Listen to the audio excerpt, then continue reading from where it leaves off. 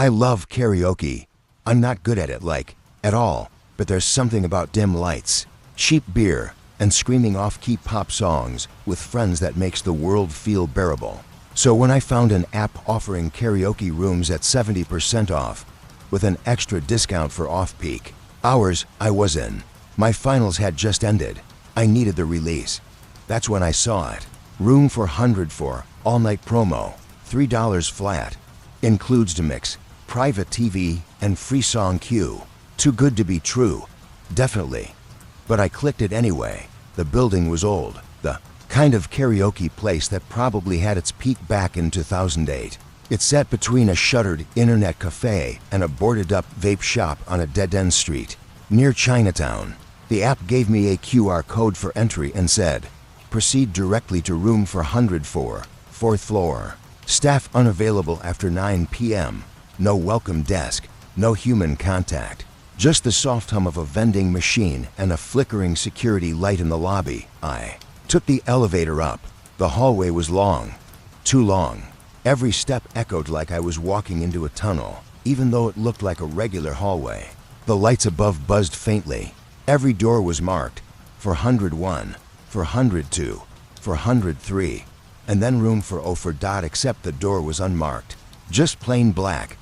But when I held up my phone, the QR code beeped. The door clicked open. Inside was surprisingly clean, not new, not modern, but untouched. Red vinyl booths, a scuffed coffee table, a TV bolted to the wall playing some weird lo-fi jazz instrumental on loop. 2 microphones rested on the table, their cords neatly wrapped. The room smelled faintly of incense and old wood, not smoke, not sweat, just bold. Then I saw it. Taped to the wall beside the song remote was a wrinkled sheet of paper, yellowing, typed in courier font, title in bold, 8 rules to stay alive in karaoke room for 100 for please read before singing. I laughed. Of course they had a theme, probably some viral marketing thing. I snapped a photo and texted it to my friend Sasha. Lol. This room comes with creepypasta. No response. I looked at the list again. 1.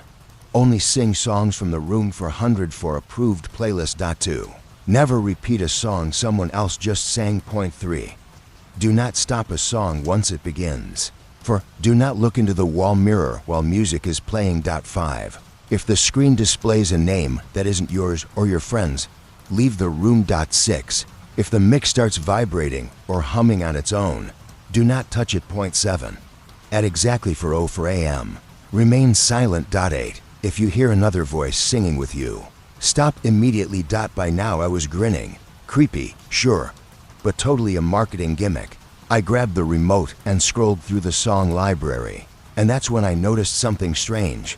The playlist was limited. Only about 30 songs, most of them early 2000s J-pop, with some random old English tracks mixed in. Yesterday Once More, Take On Me, and some weird instrumental versions of nursery rhymes. No Billie Eilish, no Harry Styles, no BTS, no recent pop at all. Still, whatever. It was late. I was bored. I picked Take On Me, hit play, and started singing. About halfway through the song, the lights dimmed slightly, the screen flickered, the audio wobbled. But, just for a second, I figured it was old equipment. But then something felt off, like the room had grown smaller, like the echo of my voice was delayed. Half a beat too slow. I glanced at the mirror across the room. Just instinct, and I swear, I saw someone else's mouth moving. Behind me. I stopped singing. The screen glitched. The song stopped. The microphone buzzed, a low, metallic hum that made my teeth ache. And on the screen appeared a new line of text. Duet mode activated. No one else was with me. I dropped the mic. It kept buzzing. And in the mirror, I was still singing. I stood frozen. The screen was still flashing. Duet mode activated over and over. I wasn't singing anymore. But someone was. And it was my voice. Only it wasn't. It sounded like me. Sure. Same tone. Same pitch. But there was something off. Too smooth. Too clean. No hesitation. No breath. Just this perfect, soulless echo, looping the last few lines of Take On Me with mechanical precision. I turned to the mirror again. My reflection was moving. singing, smiling, and I wasn't. Panic surged up my spine. I grabbed my backpack and sprinted for the door. Lock. I pulled, shoved, slammed my shoulder into it. Nothing. The door didn't even rattle. I turned back, breathing hard. The lights were flickering now, rhythmic, like a heartbeat. The air felt heavier, like I was inhaling through cotton. On the TV screen, the song had ended. New text appeared. Next up, Sasha, Scarborough Fair. Piano over my throat went dry. Sasha wasn't here. She hadn't even replied to my text. Then I heard it. Footsteps. Outside the door. Soft. Slow. A pause. Then knocking. For times. I stepped back from the door. Hello? Sasha. No response. Then. Click. The lock turned. The door creaked open, and Sasha walked in. But something was wrong. She didn't say anything. Didn't smile. Just walked straight past me. Sat down on the bench, and picked up the second mic. The one that had been silent until now. It buzzed the moment her fingers touched it. I tried to stop her. Sasha, don't sing. Something's wrong with this place. Too late. The screen lit up. The piano started, and her mouth opened. It wasn't her voice. It looked like Sasha. Sure, but the voice coming out of her didn't belong to anyone I knew. It was beautiful, ethereal, the kind of voice you'd expect from an angel or a siren. But it was hollow. Empty. Like it was missing the part of her that made her real. Her eyes stayed open the entire time, didn't blink once, and her face didn't change expression, not even during the high notes. It was like watching a puppet perform from behind a glass wall. And then I saw it. Her reflection in the mirror. It wasn't following her movements. It was lagging, just slightly, and it was smiling wider than she was. I moved toward her. She didn't flinch, didn't notice. Just kept singing. And then the second verse started, but two voices were singing now, both coming from her. One in the high register, the other deeper, layered. One sounded like her. The other was mine. I grabbed the mic from her hand and yanked the cord from the wall. Static screamed through the room. The lights flared, then blacked out for half a second. When they came back on, Sasha was staring at me. Her lips still moving, but no sound coming out. The screen read, "Song interrupted." Resetting, she looked down at the unplugged mic in her hand, then back at me. And whispered, "Why did you stop the duet?" My stomach flipped. That wasn't Sasha's voice. Not anymore. It had the shape of her voice, sure, but the rhythm was wrong. Like someone trying to speak English for the first time and just barely getting the inflection right. I stepped back. She stood up. And in the mirror, her reflection kept sitting, staring straight ahead, still smiling. I ran for the door again. This time, it opened. The hallway was pitch black. The lights were dead. But I ran anyway. Down the hallway, down the stairs. All for flights. Didn't stop to look back. Didn't care if Sasha followed. Didn't care if it wasn't Sasha at all. When I burst through the front entrance, I nearly tripped on the sidewalk. The city outside was still awake. Cars passing. People talking. Streetlights glowing. Normal. Safe. But when I turned around, the building was gone. Just a solid wall of bricks. No door. No sign. Nothing. I staggered back to my apartment in silence. No texts from Sasha. No calls. Her contact, gone. From my phone. Her name, not in any group chat. Not on my Instagram. Not in our class roster. It's like she'd never existed. Except the next morning, I checked the Karaoke app. Room for 104. Still there. Same price. Same listing. And one new review. Just a single line. The duet was beautiful. He sings so well now. 3 days passed. I didn't sleep much, didn't eat, didn't go to class. I kept checking Sasha's socials. Nothing. No new posts, no stories, no trace she'd ever existed. People I knew, our mutual friends, when I asked about her, they'd pause and say, "Sasha, wait." Who, like the name barely tickled some dead part of their memory, before it slipped away again. But I remembered her. I remembered the night, the mirror, the voice, and the review. The duet was beautiful. He sings so well now. He. Who the hell was he? I had one clue left. The photo I took of the rules. 8 of them. Like a ritual. I stared at rule number 1. Only sing songs from the room. For 100 for approved playlist. What the hell was on that playlist? Why those songs? I opened the karaoke app again. Room for 100 for was still available. Same price. But now, it had two more reviews. The most recent one read, "Don't look in the mirror when you hear your voice behind you. That's how it gets in." The other just said, "I miss her, but at least I can still hear her sing." I stared at the screen for a long time. Then I booked a room again. I know, I shouldn't have. But if Sasha was in there somehow, I couldn't just leave her. The same dead-end alley, same brick building, except now when I got there was a door, like it had always been there. This time, no elevator. Just the stairs. Up for flights. The door to room for 104 was wide open. The room looked the same. Same flickering jazz, same faded red booths, same to microphones. But this time, the TV was already on. And the playlist, it was displayed. I scrolled through it. 38 songs. Some I recognized, old pop ballads, obscure Japanese folk songs. But the weirdest part, each title had a name next to it. Like, Only Yesterday, Hannah M. Plastic Love, Reiko A. Can't Help Falling in Love, Marcus Lee Silent Night Alt, Varias Rillandand. Near the bottom, Scarborough Fair Piano Ver, Sasha L. Take On Me Lo-Fi Edit, Jason R. My name, already there. I stepped back from the screen, chilled to my core. Something scraped behind me. I turned. One of the microphones was rolling slowly off the table. No wind. No vibration. Just a moving on its own. I picked it up without thinking. And that was when the screen changed. Now playing. Yesterday once more. Hannah M. No countdown. No selection. The song just began.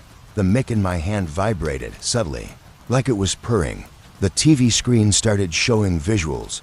Grainy VHS footage of a girl sitting alone in a karaoke room. She wasn't singing, but her mouth moved like she was.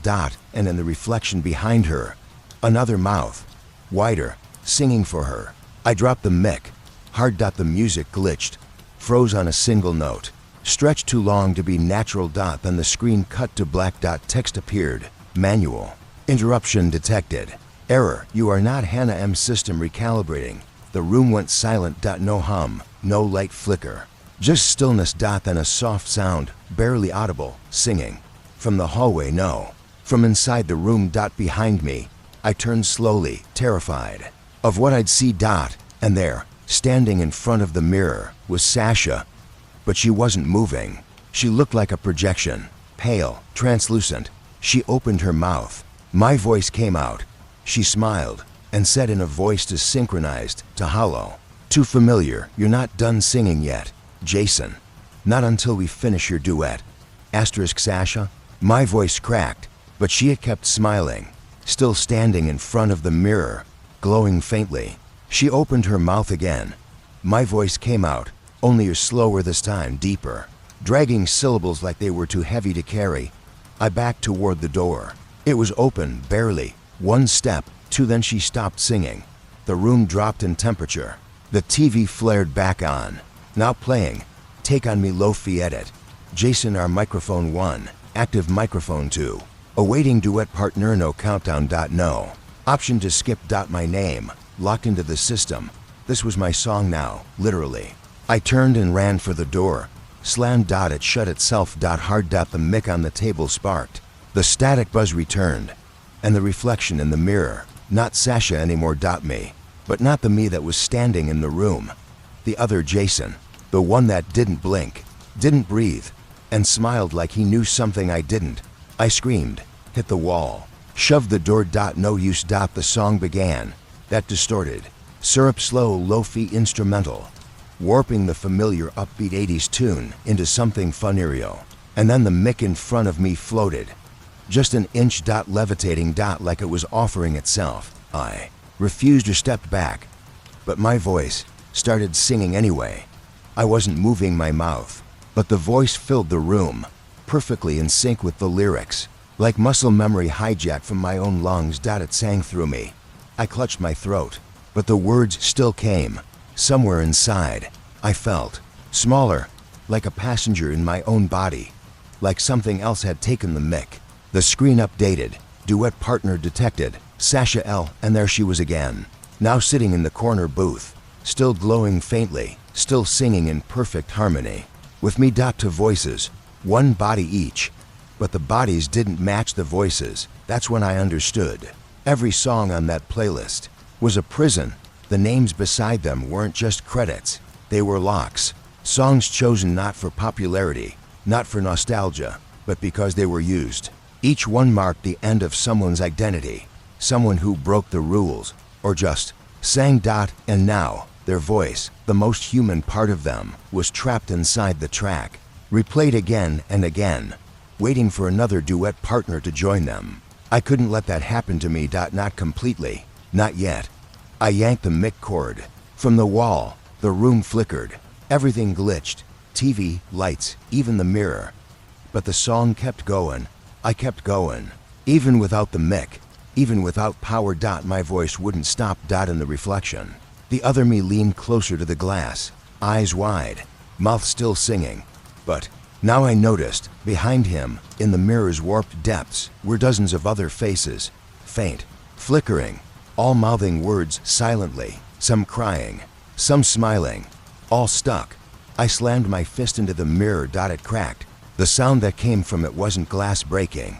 It was a chorus of voices screaming in unison, like I just punched through a choir mid-note. I fell backward, and everything cut to black. I woke up on the sidewalk, back outside the building. It was morning. No sign of room for 104. No door, no stairs, no Sasha. But in my hand, a printed karaoke playlist. Folded, burnt at the edges, only one line circled in red. Final performance. Jason R. My voice was hoarse for the next 2 days. Then I noticed something worse. I couldn't remember the sound of it anymore. When I spoke, it felt like listening to a recording of someone else. And when I tried to sing in the shower, I heard 2 voices. One mine, the other just waiting. They say your voice is the last thing you forget, even after memory fades. Even when your face becomes unfamiliar in the mirror, your voice stays yours, unless you've been to room for 104. For a while, I tried to live normally, but it followed me. When I spoke, people tilted their heads like something was off, like they heard a voice underneath mine, just faint enough to question their own ears. It wasn't just paranoia. I recorded myself reading a grocery list, played it back, and heard her voice, Sasha's, whispering underneath mine, singing, almost a harmony that wasn't there before. I knew what it meant. Room for 104 hadn't finished with me. It was waiting for the duet. So I went back. The alley was blocked off. Construction signs, fresh concrete, no building. But I knew better. I waited until 4:04 a.m.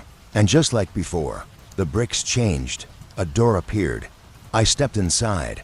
The hallway was darker, colder. Room for 104 no longer hid behind an unmarked door. It was glowing now, warm yellow light spilling from beneath, like it wanted me. The door opened on its own.